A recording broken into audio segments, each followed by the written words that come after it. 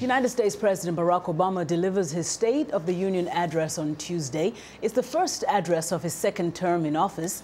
As VOA senior White House correspondent Dan Robertson reports, the speech to a joint session of Congress will be watched by millions around the world.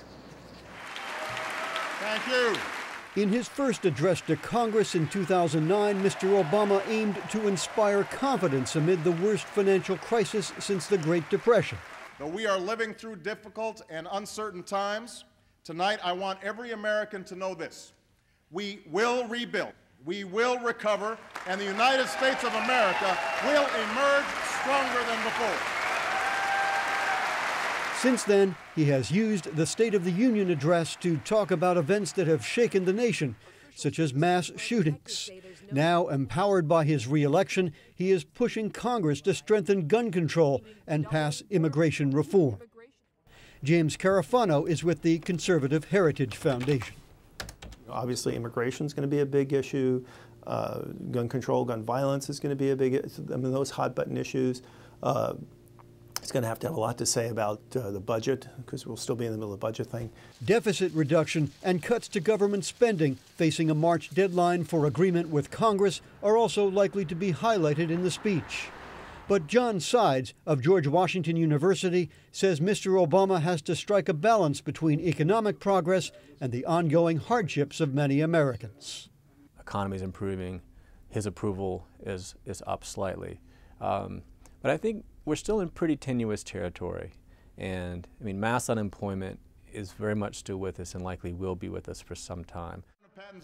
In last year's address, Mr. Obama marked the end of the U.S. combat role in Iraq and declared that Osama bin Laden was no longer a threat. This year, he will likely again discuss Afghanistan and the timeline for withdrawing most U.S. combat forces by 2014.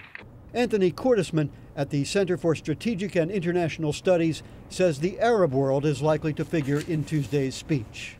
He's certainly going to talk about the problems of the upheavals in the Arab world and about the fact that it's obvious now this isn't a spring, it's probably a decade. And without really active U.S. diplomacy, without a mixture of United States economic and military aid, without a constant effort to sort of build up stability and more democratic regimes in the region, things are going to become a far more serious threat.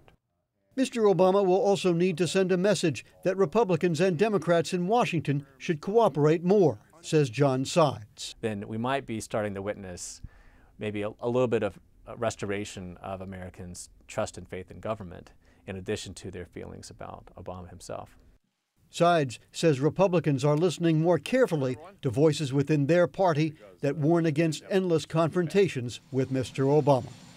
Dan Robinson, VOA News, the White House.